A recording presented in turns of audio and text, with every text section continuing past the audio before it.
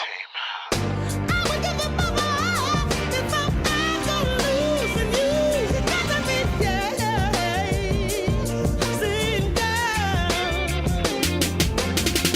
know, I got caught up in music just by being around it through him, and then my mother, she played a little bit on the piano, and my whole family, you know, basically my whole family, everybody plays an instrument in my family, so, you know, naturally I got it natural, you know what I'm saying, whether I wanted it or not, but it was just on and popping ever since I was a little young lad. So I ain't had nothing to rely on with music. My father left me with music, my mother left me with music, so that was a good thing that they left me with music, because guess what, music saved my life. Because even through all throughout grammar school, when I got to high school or whatever, you know what I'm saying, it was just, by that time it was like, you know, I was the only dude in high school that had maybe on my schedule was 4 music classes, so everybody knew where to find me. Like, yo, you wanna find Joe? He in the music class where they could be sitting on the piano, and back then I didn't even play piano. I only played a little bit, but my main instrument was drums. I love the drums or whatever. I mean, for me, it wasn't so much musicians or nothing. I mean, I just was always attracted to music. You know what I'm saying? My household, my older brothers, they listen to a lot of older music, like Peabo Bryson and you know, that whole era, Prince, all that type of stuff. And I was younger, but I had a lot of, you know, I got 4 older brothers. So my oldest brother, Willie, he was in the military, he would come home, bring all his music, and I just was infatuated with it. And around that time, hip hop came out, let's say about 80. So once hip hop came, I was like, I liked the stuff about the older music, but I didn't like all the weird get-ups and outfits and all that crazy stuff. You know what I mean? And when I saw hip hop, it was kind of seemed more like I could relate to that a little bit more in terms of how they looked and how they came across.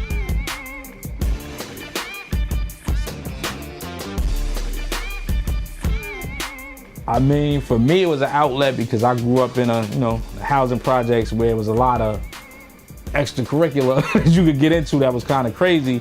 And I mean, just coming up, like I said, being attracted to the whole hip hop thing, the whole hip hop culture, you know, but then also you had people that was rapping and DJing, and they were getting attention. So I kind of followed that path, you know what I mean? And just kept a level head with that and pursued it, and, you know, kept constantly just going on with that. And that was like my outlet. I mean, I did it so much that all of the other things that I feel like, you know, other people might have wanted to play basketball or wanted to be nurses or lawyers or doctors. I was in school, I rapped, literally through high school. I was in the 8th grade rapping, battling people, went through the whole entire high school battling. Anybody went to school, I went to school with Akon, a lot of different people, and they know, they can tell you, I never go to class.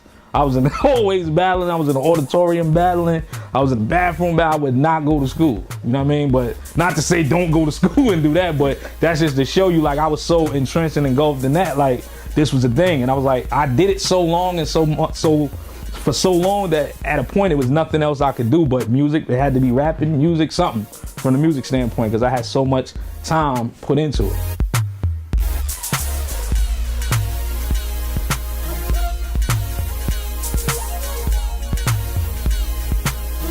It gets deep. Yeah. I have a cousin, which is a mutual friend, you know what I'm saying, of ours, whatever. He's telling me every day, yo, you should link up with Chopper. And I'm hearing about Chop through everybody in the city, you get what I'm saying? So he coming to me every day, but little do I know, he was coming to him too, you know what I'm saying? Yo, my cousin is the truth, you need him. Y'all need to get together. And at the time, we were both still doing music, but doing it with 2 separate, you know, situations. You know what I mean? So at the time we kind of just formed a clique of producers, which is where we, you know, derived the name of the Dream Team, with 2 other people, and basically we all just formed under, you know what I'm saying, one umbrella and started working together, you know what I mean, collectively. And that was kind of it, just different producers from all over the city. We just kind of got together, 4 dudes got together. We all had the same common cause and common goal. Instead of everybody running around individually trying to do it, we just kind of envisioned and everybody did something different. You know what I'm saying?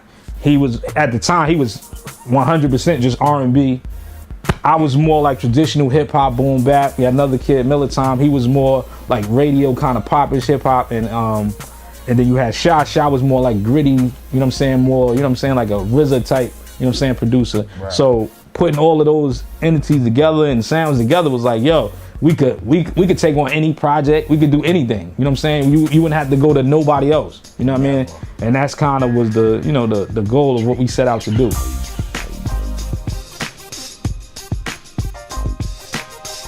A lot of times early on, we didn't really do too much stuff together because like I said, we all came from having knowledge of doing it ourselves. Like everybody had things that they specialized in better. Like I was at that time nowhere near no type of an R&B producer. That was his thing. He wasn't really. I remember he looked at us, looked down on us because we did hip hop beats. Like y'all do rap. But you know what? You know what? It wasn't even that. It was me. You know what? Everything real because I didn't know how to do rap. Like you know, I looked at what they did, especially what Chop did, because it was like, you know, he understood different things. I remember him asking me. He was like, "Yo, well, you don't know the drummer from Kool and Gang? You don't know like?" And I'm looking like, "Well, I don't." You feel me? But see, for me it was like all of that. Yeah, for me it was like I said, I started out in it from a aspect of rapping, but I was kind of forced into having to produce the music for when I was a rapper.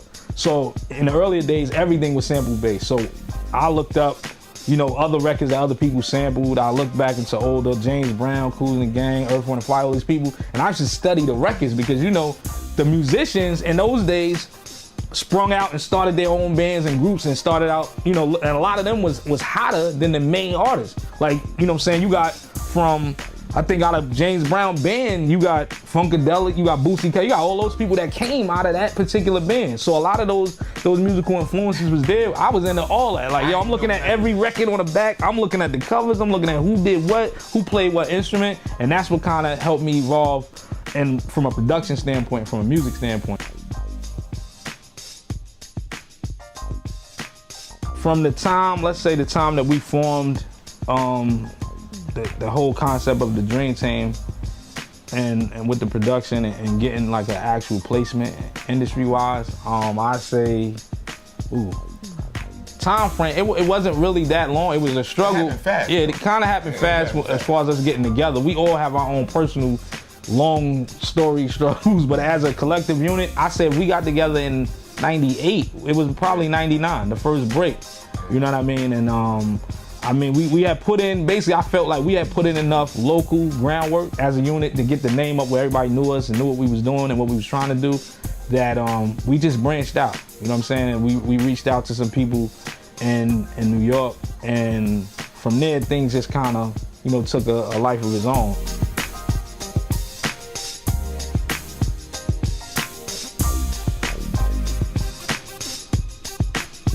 They already in the room, so we walk in, you know what I'm saying? They stopped the session or whatever. We played them like, what, about 3 or 4 beats? It was, I remember it like it was yesterday. We had a CD with 21 beats on it. Yeah. And when you put the CD in the changer and the IDs, it says how many beats in it. The first thing they said was like, yo, y'all got 21 beats on the CD. Like it was at a time period where they were more corporate. They wasn't really producing no more. So they was like, man, we ain't had a beat CD with 21 beats and I don't know how long. Yeah. You know what I mean? So that was the first thing I always remembered that. And then they played maybe, I say the first 3 or 4 beats and just stopped the CD like, yo, we want to, who is this? We want to do a deal. We want to do something right there. I couldn't believe it, man. I was like, yo. Yeah, it was like, it was a situation like I felt like that's what kind of just let us see that how the game really works. It wasn't necessarily about you know, how talented you are all the time, but the grind and who you know and who knows you, because we were trying to get to them, like I say with, maybe when we was messing with Don and them, Don on them. Yeah. We was trying to get to them about maybe a month or so before that, and the meetings kept getting canceled, just based on the person that was trying to bring us through. We meet up with these people, they get us in a meeting instantaneously and get a response that fast. So it was more so, we had the talent, but obviously the relationship that was there, you know, kind of mended that and made that happen the way that it did.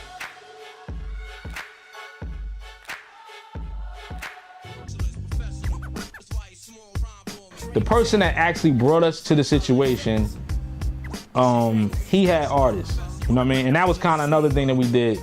He had an artist that everybody at the time in the industry wanted. His name was Lightfingaz. He was supposed to be the second coming to Nas, and he was this and he was that. And there was a lot of hype and a lot of stuff going on around him and about him in the industry at the time. And by chance, you know what I'm saying? Like I said, he had him.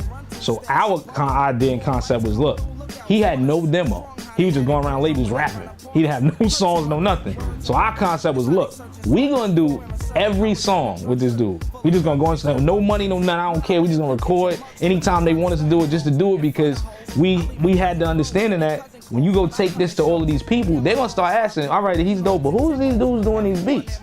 So that was what we did. We sat there, we probably did like 13, 14 records with this dude. So everywhere he went and that they brought the music to was like, that was it. He really locked in with Chop a lot. Like, they was at it every day. Yeah, Almost every day. You know what I mean? So it was like, okay, now we got this platform. So it's like, when we going, they going and playing this music. Like, who is these niggas doing the music? He dope, but who's doing the music? So it just kind of just drew them to us. So that's why when we finally actually met with Trackmasters, it was like, oh, are these the same dudes that's doing? Okay, nah, we got to do this. Let's just knock everything out, sign him, give y'all a deal, give this, and basically that was the first project they kind of put us on. You know what I mean? They was like, y'all do this. But we was already 13, 14 songs in, so, and they gave us, you know, we became executive producers on the project, and we worked on it for about a year. And then and the other thing with him was he was a kid at the time, and actually from his situation, they derived what they call now Macaulay-Culkin law, where before a parent used to could just sign for a child. You know what I mean? And sign a deal for them and they give the consent. You can't do that no more. After this situation, during this particular situation. So it was like going back and forth to court, all that. So during that time, we had to still work. And because we had that attention, that's how we started putting us in with 50, putting us in with Nas, putting us in with all these different people, because we were there to work. You know what I mean? He gave us a song deal and a commitment. And while they was waiting to get all this situation done, they just, basically did that. Gave us money, built the studio, gave us money in advance for us. It was a real decent situation. Straight up. You know what I mean? First time, I never forget the first time we met 50 though. First time we met 50, yo, this dude, yo, I was like, yo, this dude is crazy. Yo, he was on the phone, so we walking down, there's about 9 of us. We walking down the hallway, and I can remember him being on the phone. On the whole, remember? Yo, the dude was on the phone. So next thing you know, he hangs the phone up and just start walking towards us. So I'm looking, I'm like, all right, maybe he's just saying what's up, whatever. Yo, he walked up to all of us, first of all, head on, held up his shirt, and was like, yo, y'all friend or foe? So we looking like, is this a setup? Like, yo, nah, we cool, you know what I'm saying? We just here to see Tone and Poke or whatever the case be. Yeah. Yo, he literally held up his shirt and had the gun right there. Yeah. Straight up on us in the hallway. This is before him getting shot. This is like when I hear stories about niggas, oh, he didn't see that. Yo, he's been the same way. Yo, he been the same way. I was tapping Chop all that night. We was in the studio with him. I was like, Chop. He crazy. He crazy. I was like, Chop. He been the same way. Straight up.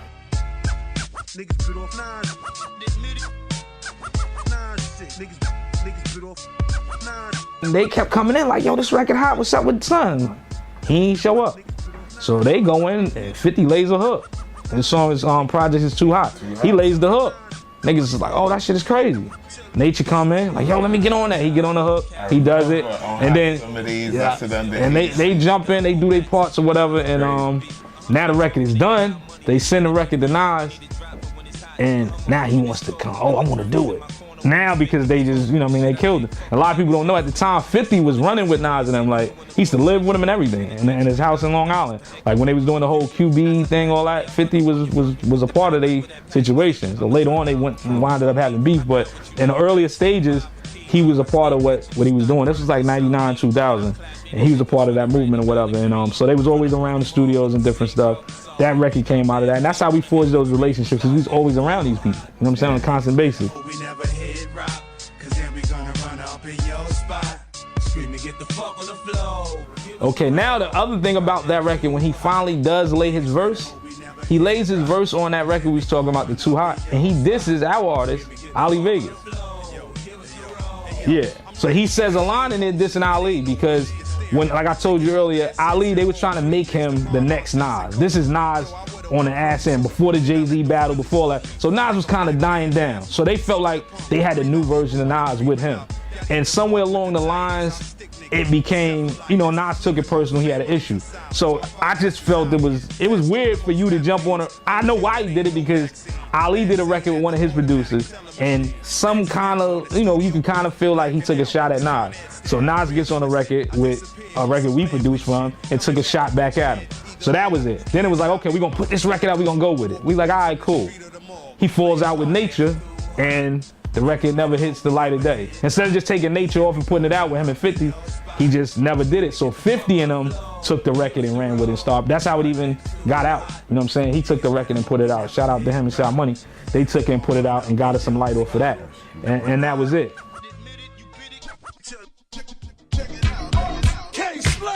The street sweeper, volume 1. Yo, hey Marie, let's go, baby.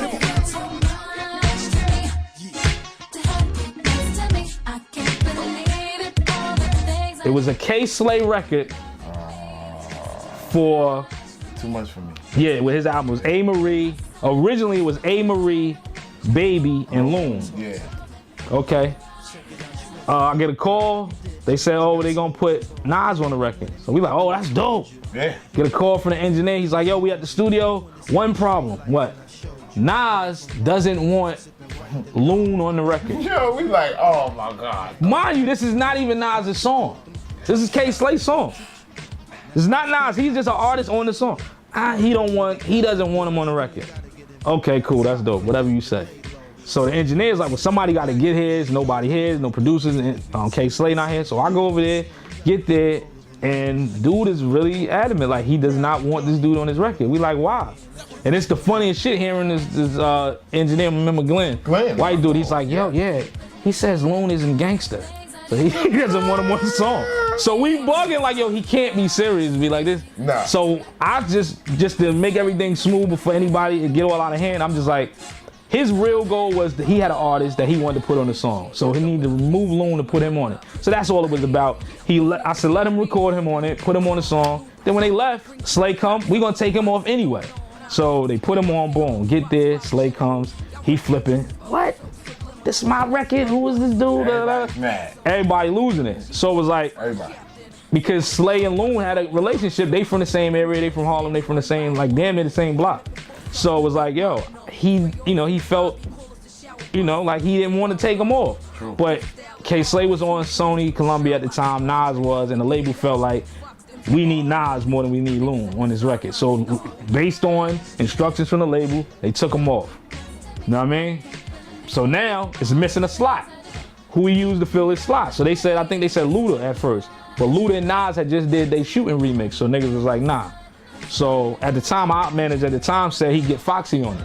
So they put Foxy Brown on the record. They tell Nas, this is a single. They shooting a video. They know everything before this even happens. They call Nas. Baby was on that record. Baby was on it. Yeah, I said Baby. Yeah.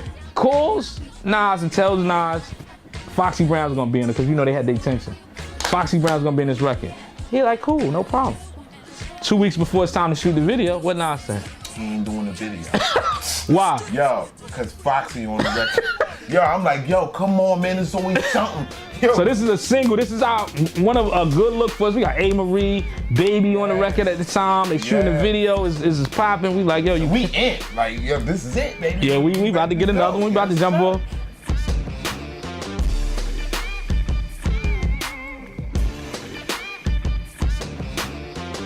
We work out some things about dealing with the record, and Puff sits on it. They record it, but he sits on it. But he actually wanted 2 beats from us. Yeah. So the other beat, and mind you, paid us for him. Paid us an upfront fee for the money.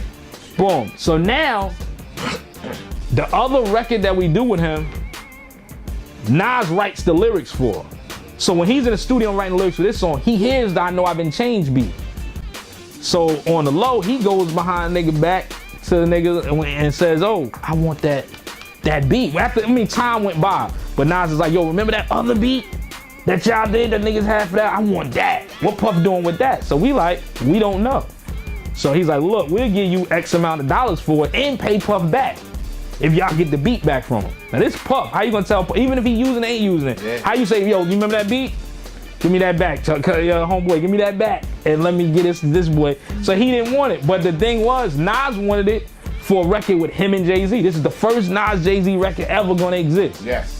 So what you Oh, yes. So we like, son, go. That's gone. Puff gotta get the hell out of here. That's gone. Real talk. Puff wanted his money back though. What? He ain't kid. He wasn't trying to hear that. So niggas was like, all right, cool. So the niggas, Nas and them, they reach out And I remember there was like some secret agent shit, because I think this is before Nas even came out at the Garden with Jay-Z. So nobody even knew that they was working on this deal, no nothing. We knew because of, you know, what was going on with them buying this music. And you know I was hurt. Chap called me. Hold on, we gonna get to that. Okay. So, boom. The Nas niggas like, yeah, you want the record, boom. They cut us a check.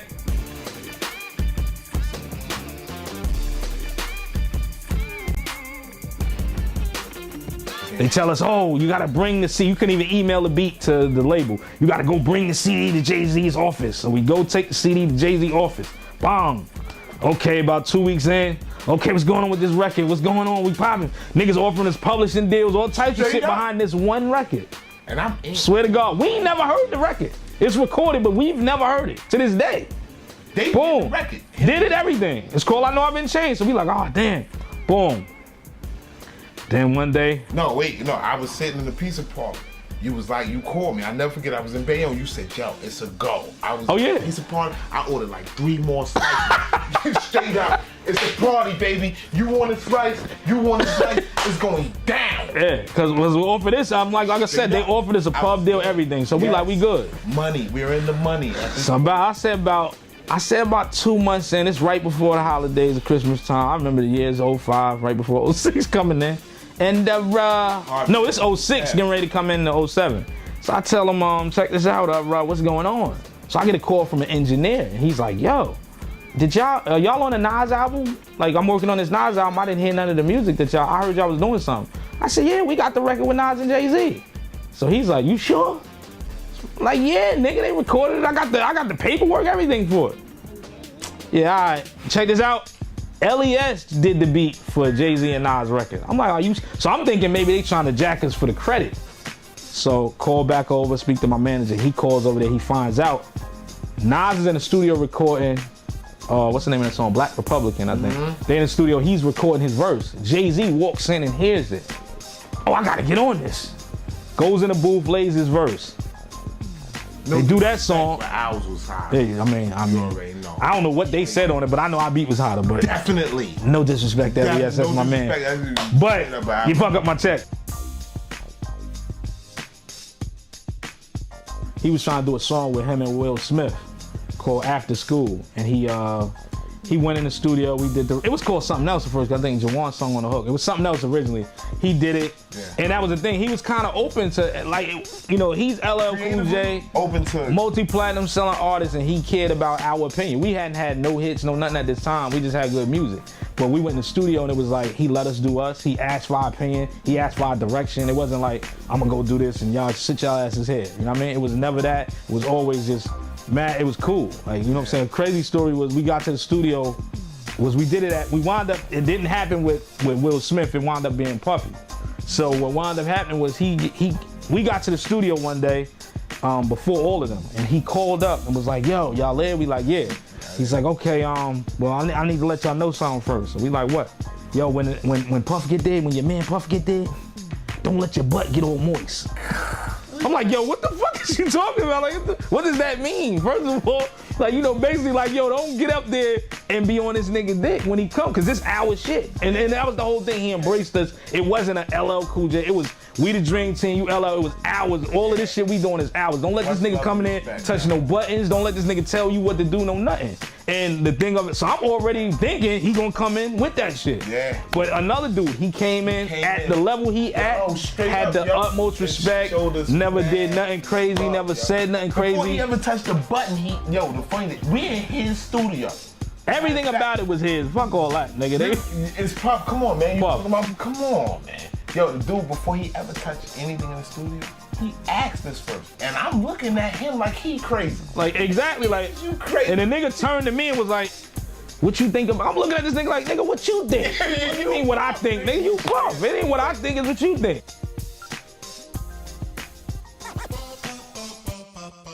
What you seeing didn't start with LL today. Take it from me. Run DMC paved the way with Jam Master J, the KINGs. Run D and Dr. Pepper, that's originality. LL needs a beat for this. He's doing Dr. Pepper commercials, a tribute to Run DMC. Yes. We need a beat. I mean, literally, we went in there, no sooner than our manager left. By the time he was on the highway to go to New York, we called him back like, we got it. come back and get it. He was like, what? Come back. It was the era before emailing, so he had to get back on the highway, come back, physically get the CD, play it for LL. They was like, that's it. We went to the studio, and it's ironic. The week we went, this was the first time I ever saw CDJ, like turntables, like somebody DJing. It was Jam Master Jay. And that's the week before he died, before he got killed. We went to, I think it was Right Track or Soundtrack Studio somewhere, and we laid everything and did it and mixed it there. I think we might have we missed Run DMC, but I think we caught Jam Master Jay because he was still doing scratches or something. So we went there, finished it out, had a ball. It was dope, and the song came out. And there was another thing. What y'all want? A word? Okay, $20,000 check. It was like nothing. Problem. It was no issues because the person of his caliber is like, dog, you making money. These dudes are worth what they asking for. Pay them. You know what I mean? That's the much love. Yeah, always. So I mean, to this day, and that's the only plaque we got. I mean, we got plaques from other things and we didn't get them, but that's the only physical plaque. Yes. And I hold dearly with that plaque because I felt everything that went into that whole project of getting it and getting out there and everything. And there's more with that relationship. It was a little more genuine. A lot of times you have relationships in the business where it's 100% business, and niggas, even then, they still don't do fair business with you. It was good.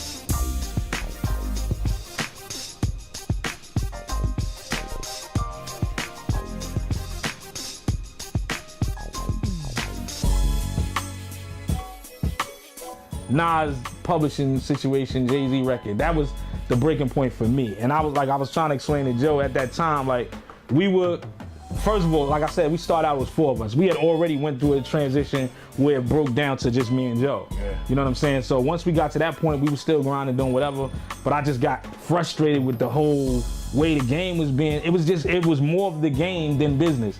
You know what I'm saying? Just broken promises, people telling you this, people lying all the time. I just was like, I was kind of through with it. Remember? Oh yeah, yeah, exactly. So I was kind of through with it, and we were still doing it, but my focus wasn't completely there because of what we went through. So I was like, I was doing other things, trying to make money, real estate, houses, different other stuff. So my mind wasn't there, and I was like, if I do it, I gotta do it from somewhere else. I can't be in this. And it was just getting congested, the whole New York scene, the whole everything.